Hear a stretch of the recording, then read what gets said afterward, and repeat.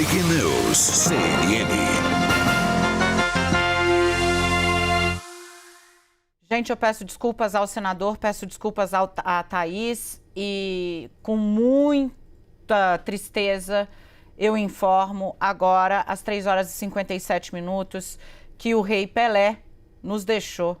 Pelé faleceu aos 82 anos, ele é o maior jogador de futebol de todos os tempos para o Brasil e reconhecido assim mundo afora. Ele travava uma batalha longa contra um câncer que se iniciou no cólon. O Pelé depois viu esse câncer avançar. Ele estava internado no Hospital Albert Einstein, em São Paulo, há quase 2 meses.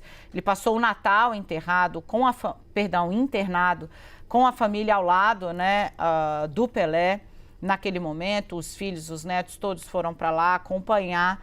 E hoje, infelizmente, dia 29 de dezembro de 2022, o mundo perde um dos mais talentosos, especiais atletas de toda a sua história e certamente da história do futebol. Ele está no panteão dos grandes nomes. O Pelé, como eu disse, nos deixa aos 82 anos, era um jogador de inspiração mundial. O Brasil ganhou, com o auxílio dele, 3 Copas do Mundo.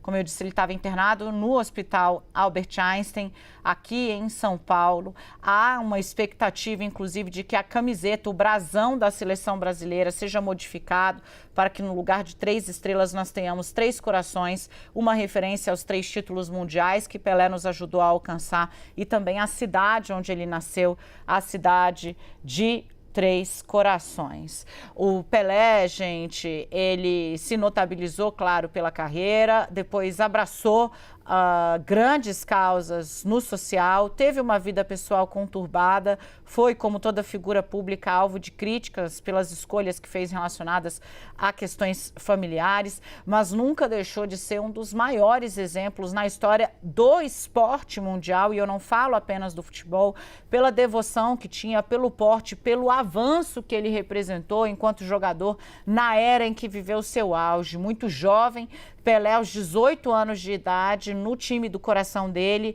o Santos. O Pelé apaixonou todos os cronistas de futebol, mostrando um desempenho e, acima de tudo, uma consciência do que era capaz de fazer com o corpo e, principalmente, de quanto ele poderia jogar, com quanta altivez ele poderia jogar, que Nelson Rodrigues, um dos maiores cronistas da nossa história, já naquela época, com ele, aos 18 anos de idade, cravou que Pelé se portava como um rei e percorria o campo de futebol como quem carrega um manto sobre as costas. Pelé nos deixa hoje, então, portanto, aos 82 anos. Ele falou com a CNN em março de 2020 e disse que nunca pensou que seria grande.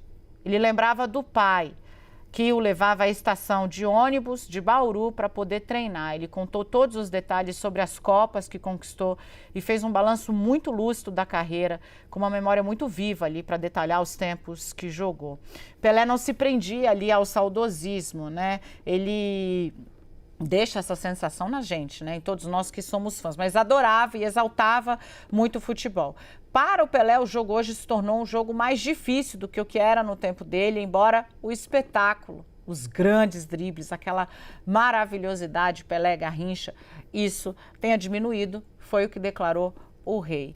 Pelé disse à CNN naquela época que todos esqueceram ali o Edson Arantes do Nascimento e que Edson, na verdade, era ele. Aliás, o Pelé se notabilizou por falar dele próprio na terceira pessoa, numa prova, né, que havia feito uma separação da pessoa física e da jurídica. Ele disse, olha, quem paga as contas, quem sofre e quem chora é o Edson Arantes do Nascimento. O Pelé tinha as regalias de ficar só com o espetáculo. Pelé, ele dizia, era o filho de Deus que ele pôs para a gente tomar conta. Bom, Edson Arantes do Nascimento, ele, o grande rei, nos deixou.